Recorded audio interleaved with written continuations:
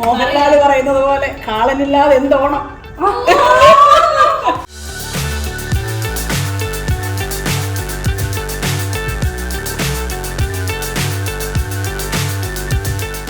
Hey guys, welcome back to our channel WOLO.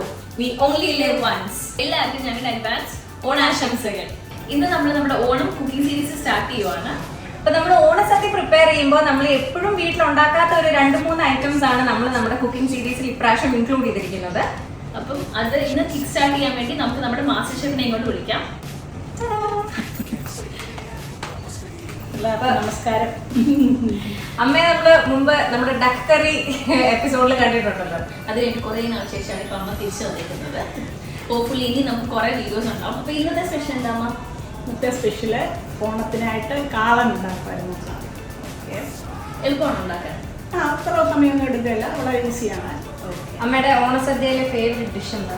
അങ്ങനെ favourite എന്ന് ചോദിച്ചാൽ എനിക്ക് അവിയൽ ഇഷ്ടമാണ്. പിന്നെ എല്ലാ വെജിറ്റേറിയൻ ഫുഡും എനിക്ക് ഇഷ്ടമാണ്. അങ്ങനെയൊന്നും പ്രത്യേകിച്ചൊന്നുമില്ല. ഇച്ചിരി മീൻകറി വളരെ സന്തോഷം. അത് കഴിഞ്ഞ് നമുക്ക് ഓണം കഴിഞ്ഞിട്ട് നമുക്ക് അതൊക്കെ ഉണ്ടാക്കാം. അപ്പൊ നമുക്ക് ഉണ്ടാക്കാം. ഓക്കെ, നമ്മൾ ഏത്തയ്ക്ക വെച്ചിട്ടാണ് കാളൻ ഉണ്ടാക്കുന്നത്. ആദ്യമേ ഏത്തയ്ക്ക തൊലി കളഞ്ഞെടുക്കണം. അതിന് ഞാനെൻ്റെ കയ്യിൽ അല്പം എണ്ണ പറ്റിയിട്ടുണ്ട്. കരിയുടെ കറ കയ്യിലാകാതിരിക്കാൻ വേണ്ടി ഞാൻ തൊലി ഏത്തയ്ക്ക പൊളിച്ചെടുക്കാൻ പോവാണേ.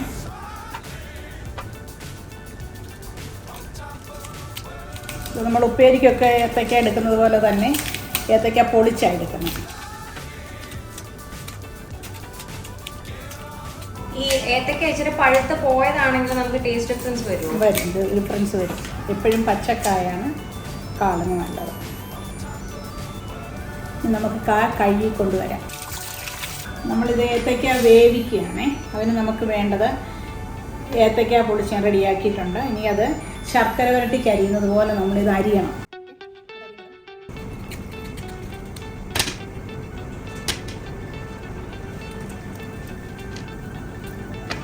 ഇങ്ങനെ അരിയുക.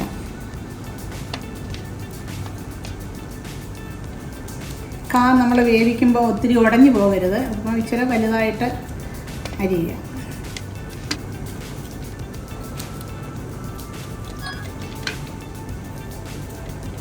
ഇങ്ങനെയാണ് ഇതിൻ്റെ കഷ്ണം അരിഞ്ഞെടുക്കേണ്ടത്. ഇതിൻ്റെ കൂടെ വേണ്ടത് കുരുമുളക് പൊടി. അതായത് ഒരു 1/2 സ്പൂണ് കുരുമുളക് പൊടി ചേർക്കുന്നു. കൂട്ടത്തിൽ 2 പച്ചമുളക്. പച്ചമുളക് നീളത്തിൽ കീറിയിടാം.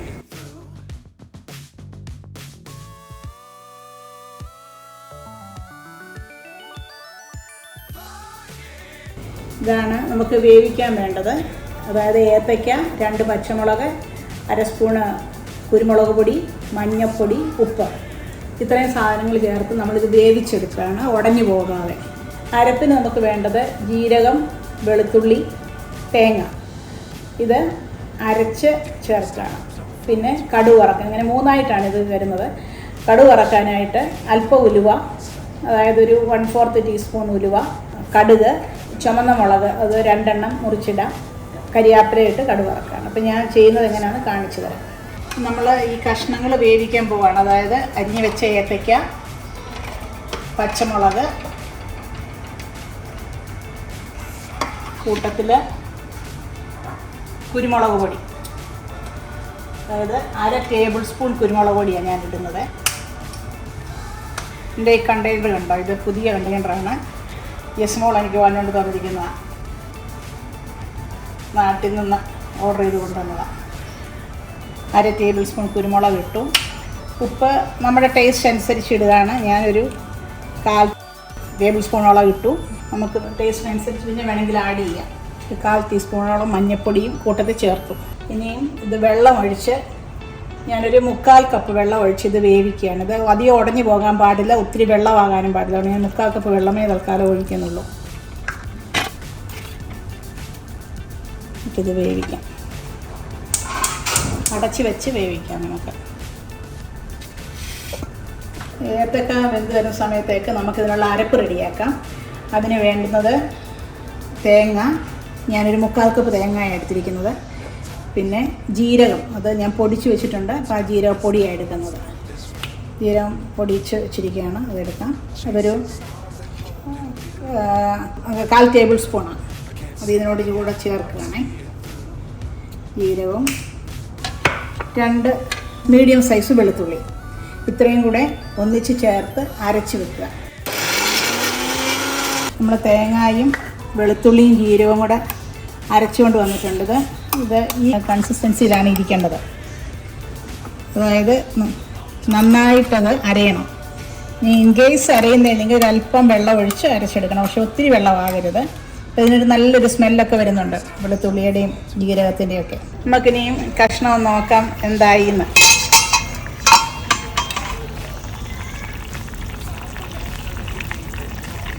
അല്പം കൂടെ വേവാനുണ്ട്. നമുക്ക് അടച്ച് വെക്കാം. 1.5 കപ്പ് കട്ടത്തൈര് എടുക്കാം. ഞാൻ 1.5 കപ്പ് തൈര്, അത് കട്ടത്തൈര് എടുക്കണം, വെള്ളമായിട്ടുള്ളത് എടുക്കരുത്, കട്ടത്തൈര് വേണം. ഇട്ടു.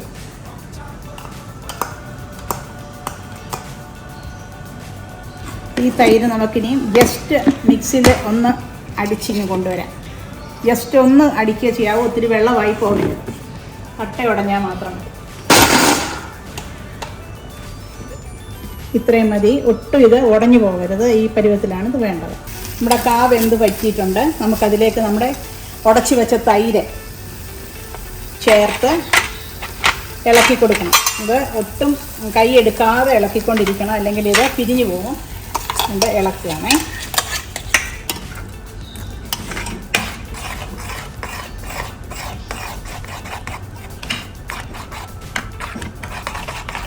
തിളയ്ക്കുന്നതാണ് അതിൻ്റെ പരുവം. പക്ഷേ തിളയ്ക്കുന്നു പറഞ്ഞാലും ഇത് പിരിഞ്ഞു പോകാതെ നന്നായിട്ട് ഇളക്കിക്കൊണ്ടിരിക്കണം. തിള വരുന്നത് വരെ നമ്മളിത് ഇളക്കണം. ഇത് കണ്ടില്ലേ, തിളച്ച് വന്നു തുടങ്ങി. ഇനി നമുക്ക് നമ്മുടെ അരപ്പ് ചേർക്കാം. അരച്ച് വെച്ചിരിക്കുന്ന ജീരകവും വെളുത്തുള്ളിയും തേങ്ങയും കൂടെ അരച്ച് ചേർത്ത് അരപ്പങ്ങ് ചേർക്കാം.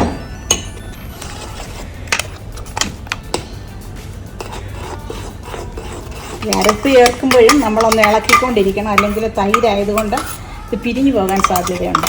അതുകൊണ്ടാണ് ഇളക്കണമെന്ന് പറയുന്നത് എപ്പോഴും.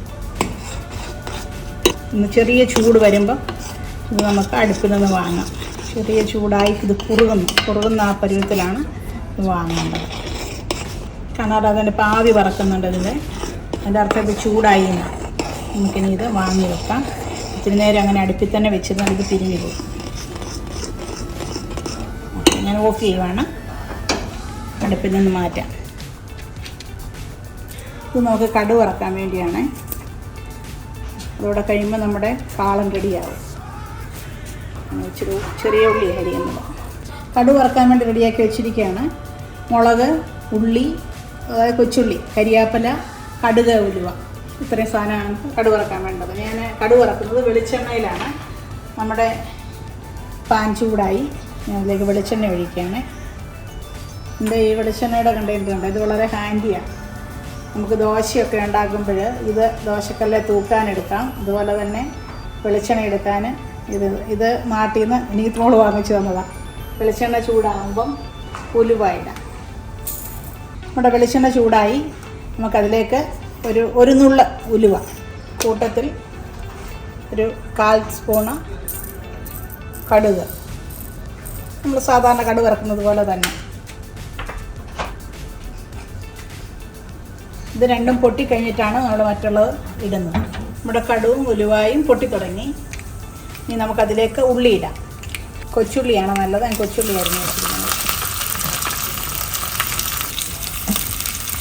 നമ്മുടെ ഉള്ളി മൂത്ത് തുടങ്ങുന്നു. നമുക്കിനിയും ഉണക്കമുളക് ഇടാം, വറ്റൽമുളക്, കൂട്ടത്തിൽ കരിവേപ്പിലയും. ഈ കരിവേപ്പില നമ്മുടെ കരിവേപ്പില നിർത്തിയിരിക്കുന്നതാണ്.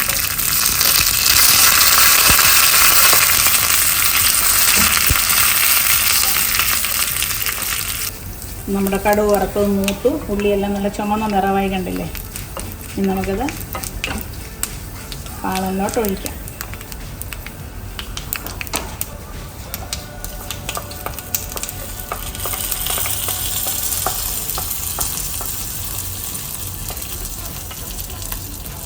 ഇങ്ങനെ നമ്മുടെ കാളൻ റെഡിയായി.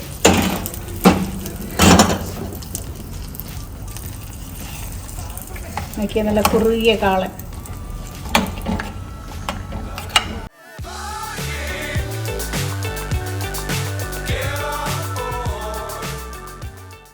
പിന്നെ നമ്മുടെ കാളൻ റെഡി ആയിട്ടുണ്ട്. ടേസ്റ്റ് ചെയ്ത് നോക്കാം എങ്ങനെയുണ്ടെന്ന്.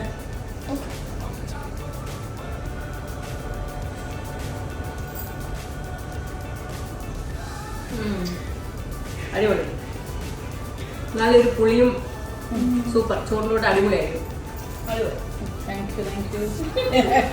സൂപ്പർ. അപ്പൊ എല്ലാവരും ഇത് ട്രൈ ചെയ്ത് നോക്കണം. ഈസി അല്ലേ, വലിയ പണിയൊന്നുമില്ലാത്ത റെസിപ്പി ആണല്ലോ. അപ്പം ട്രൈ ചെയ്തിട്ട് കമന്റ്സ് അറിയിക്കണം. Do share, like and subscribe to our channel. അപ്പൊ അടുത്തൊരു വീഡിയോ കാണുന്നവരെ ബൈ.